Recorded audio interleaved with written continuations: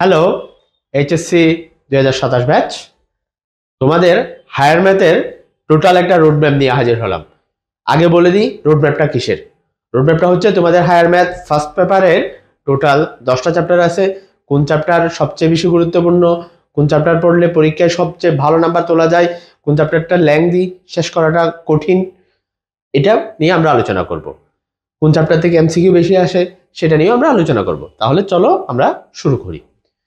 তোমাদের total higher ম্যাথের দুইটা বিভাগ, একটা হচ্ছে ক বিভাগ আর একটা হচ্ছে খ বিভাগ। ক বিভাগের নামটা হলো বীজগণিত এবং জ্যামিতি, খ বিভাগটা হচ্ছে ত্রিকোণমিতি এবং ক্যালকুলাস। তাইলে বীজগণিত জ্যামিতিতে টোটাল 6টা চ্যাপ্টার আছে। প্রথম অধ্যায় হচ্ছে ম্যাট্রিক্স নির্ণায়ক, দ্বিতীয় অধ্যায় ভেক্টর, তৃতীয় অধ্যায় সরলরেখা, বৃত্ত, পঞ্চম অধ্যায় বিন্যাস সমাবেশ এবং অষ্টম অধ্যায় ফাংশন ও ফাংশনের লেখচিত্র। আমরা প্রথমে ক বিভাগ নিয়ে আলোচনা করব। প্রথমে আমার একটা বিষয় জানতে হবে, এখানে হায়ার ম্যাথে তোমার টোটাল সিকিউ আনসার করতে হবে 50 নাম্বারের, তারপর এমসিকিউ আনসার করতে হবে। এমসিকিউ হচ্ছে 25 নাম্বারের এবং তোমার প্র্যাকটিক্যাল হচ্ছে 25 নাম্বারের, টোটাল 100 মার্কসের পরীক্ষা। তাহলে সিকিউ যে 50, এই যে সৃজনশীল বা সিকিউ কলামে আমরা যে চ্যাপ্টারগুলো সিকিউর জন্য সবচেয়ে গুরুত্বপূর্ণ সেগুলো আলোচনা করব। তোমাকে প্রথমে মাথায় রাখতে হবে যে মাস্ট সিকিউ আসবে এরকম চ্যাপ্টারগুলো আমরা আগে ফাইন্ড আউট করব। মানে প্রশ্ন যেভাবে হোক, সেটা শর্ট সিলেবাস হোক, ফুল সিলেবাস হোক, যে কোনোভাবে যেভাবে হোক, এটা কলেজের ফার্স্ট ইয়ার ফাইনালের পরীক্ষা হোক, কলেজের মিড টার্ম হোক, প্রি টেস্ট হোক, যেভাবে হবে হোক, আমাদের মাস্ট প্রশ্ন আসবে এরকম চ্যাপ্টার হচ্ছে ম্যাট্রিক্স নির্ণায়ক। প্রথম অধ্যায় ম্যাট্রিক্স নির্ণায়ক, মাস্ট এখান থেকে একটা প্রশ্ন আসবে, তোমাকে প্রথমে মাথায় রাখতে হবে। একটা প্রশ্ন মানে হচ্ছে ফুল সিকিউ মানে হচ্ছে 10 মার্কসের। তারপর তুমি সরলরেখা এই চ্যাপ্টার থেকে মাস্ট একটা সিকিউ কমন পাবা, মাস্ট। তারপর এখানে বৃত্ত থেকে তুমি ফুল একটা সিকিউ কমন পেতেও পারো, অথবা এটা তোমার লাখের উপর ডিপেন্ড করতেছে, প্রশ্নের প্যাটার্নের উপর ডিপেন্ড করতেছে, অথবা হাফটা প্রশ্ন আসতে পারে। হাফ মিনস হচ্ছে এখান থেকে তোমার 4 বা 6 নম্বরের প্রশ্ন আসতে পারে, মানে এটা সরলরেখার সাথে মিক্সড আকার আসতে পারে, সে কারণে এটাকে আমি মিক্সড রাখতে পারি। একটা ফুল সিকিউ বৃত্ত থেকে আসার সম্ভাবনা আছে, অথবা মিক্সড আকারও আসতে পারে। এবার আসি আমরা খ বিভাগে। ক বিভাগ শেষ। খ বিভাগ হচ্ছে ত্রিকোণমিতি ও ক্যালকুলাস। ত্রিকোণমিতি ও ক্যালকুলাসের মধ্যে তোমার সপ্তম অধ্যায় যেটা সংযুক্ত কোণের ত্রিকোণমিতিক অনুপাত, এখান থেকে সৃজনশীল মাস্ট একটা সৃজনশীল আসবে। এবং নবম অধ্যায় দশম অধ্যায় এইচএসসি হায়ার ম্যাথের সবচেয়ে কঠিন, সবচেয়ে আনপ্রেডিক্টেবল কোয়েশ্চেনগুলো হয় অন্তরীকরণ আর যুগজীকরণ, যেটাকে আমরা ম্যাথমেটিক্সের ভাষায় বলে থাকি ক্যালকুলাস। এই ক্যালকুলাস পার্টটাই তোমার এইচএসসি তে সবচেয়ে বেশি গুরুত্বপূর্ণ। কেন গুরুত্বপূর্ণ? কারণ এইচএসসি তে তুমি এই ক্যালকুলাস নবম অধ্যায় অন্তরীকরণ এবং যুগজীকরণ, ডিফারেন্সিয়েশন এন্ড ইন্টিগ্রেশন, এই দুইটা চ্যাপ্টার থেকে তুমি মাস্ট বি এক সেট 2 সেট প্রশ্ন কমন পাবা। তাইলে তোমার 20 মার্কস অন্তরীকরণ আর যুগজীকরণের, 20 মার্কস হচ্ছে ক্যালকুলাস থেকে আসবে। তাইলে দেখো, মাস্ট তুমি প্রশ্ন কমন পাচ্ছ। আগে আমরা সৃজনশীল নিয়ে আলোচনা শেষ করব, তারপরে এমসিকিউ তে যাব। তুমি মাস্ট এমসিকিউ কমন পাবা ফুল সিলেবাসের প্যাটার্নে বলতেছি। ম্যাট্রিক্স নির্ণায়ক থেকে একটা, সরলরেখা চ্যাপ্টার থেকে মাস্ট একটা সিকিউ কমন পাবা। তারপর বৃত্ত চ্যাপ্টার থেকে একটা ফুল সিকিউ, অথবা সরলরেখার সাথে মিক্সড কোয়েশ্চেন আসতে পারে, অথবা ভেক্টরের সাথে মিক্সড কোয়েশ্চেন আসতে পারে। মিক্সড কোয়েশ্চেন আমরা আপাতত যাচ্ছি না। এরপর আসো, মাস্ট তুমি সিকিউ কমন পাবা সংযুক্ত কোণের ত্রিকোণমিতিক অনুপাত, এখান থেকে একটা প্রশ্ন কমন পাবা। অন্তরীকরণ, এখান থেকে একটা প্রশ্ন কমন পাবা। যুগজীকরণ, এখান থেকে একটা কমন পাবা প্রশ্ন। তার মানে তোমার এইচএসসি হায়ার ম্যাথে মাস্ট বি এই 5টা চ্যাপ্টার অবশ্যই পড়া লাগবে, এবং ভালোভাবে ইন ডিটেলসে পড়া লাগবে একাডেমিকে A+ পাওয়ার জন্য। এখন আমরা এডমিশন বিষয়ে কোনো কিছু বলতেছি না। ম্যাট্রিক্স নির্ণায়ক, সরলরেখা, বৃত্ত পড়তে পারলে ভালো, সংযুক্ত কোণের ত্রিকোণমিতিক অনুপাত, অন্তরীকরণ, যুগজীকরণ। এবার আসি আমরা এমসিকিউ নিয়ে আলোচনায়। তারপরে আমি এই যে বাকি 3টা সিকিউ সম্পর্কে বলবো। এমসিকিউ হচ্ছে এখানে তোমার হিসাব করে দেখো 10টা চ্যাপ্টার আছে, 10টা চ্যাপ্টার থেকে কিন্তু 25টা এমসিকিউ আসবে।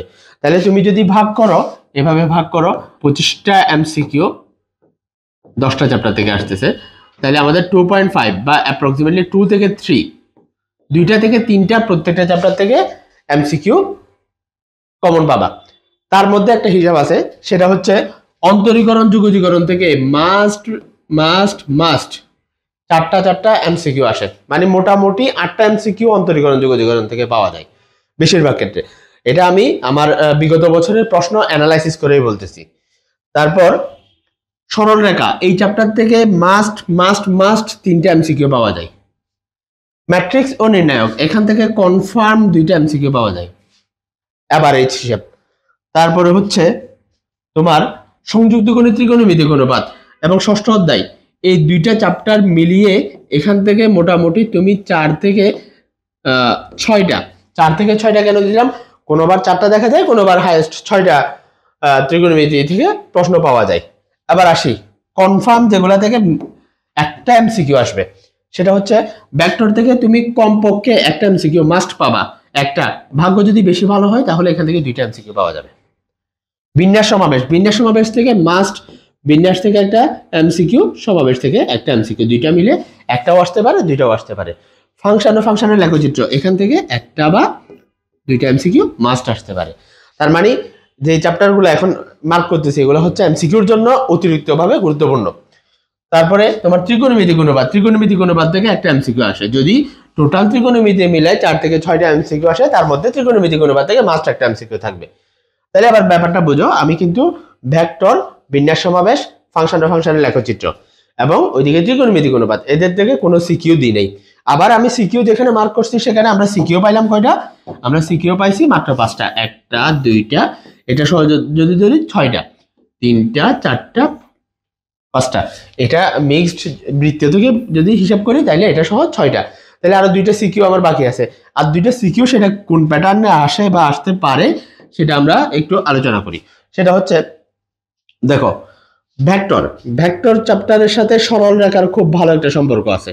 তাহলে ভেক্টরের সাথে সরল রেখা মিলিয়ে একটা প্রশ্ন আসতে পারে। তারপর ভেক্টর চ্যাপ্টারের সাথে দেখো, ভেক্টর চ্যাপ্টারের সাথে বিন্যাস সমাবেশ, এই 2টা মিক্সড করে একটা সিকিউ আসতে পারে, ভেক্টর এবং বিন্যাস সমাবেশ। আবার ভেক্টর বিন্যাস সমাবেশ ফাংশনের লেখচিত্র, এখান থেকে একটা প্রশ্ন আসতে পারে। তার মানে টোটাল যে 8টা প্রশ্নের মধ্যে মোটামুটি ভাবে তুমি 6টা প্রশ্ন অলমোস্ট কোন কোন চ্যাপ্টার থেকে আসবে সেটা ফিক্সড। বাকি 2টা প্রশ্নকে আমরা প্রিডিক্ট করতে পারতেছি না। বাকি 2টা প্রশ্ন তোমাকে যেটা করতে হবে, এটা হচ্ছে মিক্সড প্রিপারেশন নিতে হবে, ভেক্টরের সাথে সরলরেখা মিলিয়ে প্রিপারেশন নিতে হবে।